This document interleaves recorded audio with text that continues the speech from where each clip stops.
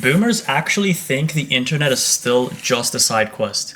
The other day, and I work at a coffee shop, right? And pretty much so far, with most of the employees there, some of them are older women. Let's say they're in their 40s, middle aged women, basically. And they ask me, because they also have children who are my age, they ask me what I'm into. Why am I working here? They're like, all right, so you got two jobs. So one of the jobs is coffee shop, another job is I go and install stuff. Sounds good. What else do you do with your free time? When I tell them, all right, well, I record videos and I post them online. I'm building something for myself and I'm really hoping to make this work. And to me, that's the main quest. I see that as that is the way forward and that is the future. But whenever I mention, and not gonna lie, these are very, let's just say, good-willed women. They only wish the best. They're like, hey, look, this guy's doing what he can for himself.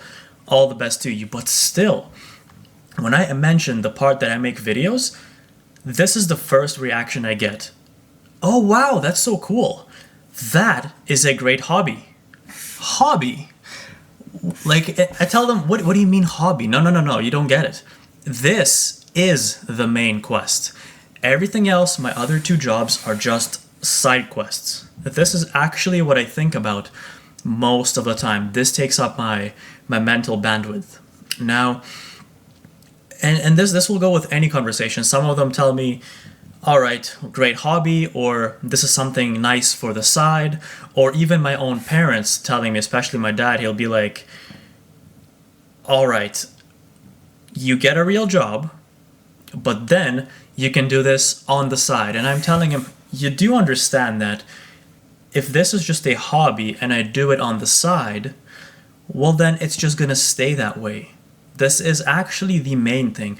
So to them, they still separate. Boomers separate jobs in real life from online jobs. To them, the internet is a separate thing. There is such a thing as a stable job, stable income, and everything else you do is a side hustle. It's two separate things for them. Now, one thing is, boomers also don't understand that your online reputation is just as valuable as your real life reputation, because all these generations, Gen Z, millennials even, we're all online. So if people know of you online, that is like people know you in person. It's just you cast a net on a much wider range, basically. And so it's just so interesting that they still keep feeding us the way they think we should do things, even though it's completely unapplicable. Their advice is completely out of this world. Yet they fail to realize that the world has moved online long ago, and it's still happening to this day, to the point where even some of our parents who are still on the younger side, even they are online.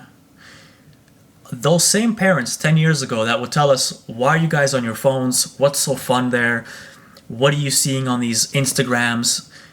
I literally see my parents sit on their phone for like an hour replying to their messages. I don't know what the hell they're doing there, but it just goes to show that technology is taking over regardless. And this is an old ass topic in terms of technology, but actual jobs, having a job online where you work more creatively. This is where humans are moving to, especially with things like AI automating everything, especially the fact that jobs are going to be getting replaced.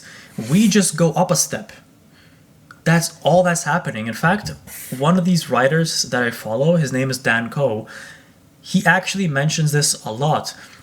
As humans, if we find a way to outsource our work to robots and AI, we just go up a step. So we still have work to do, but now it just goes, it's a lot more creative.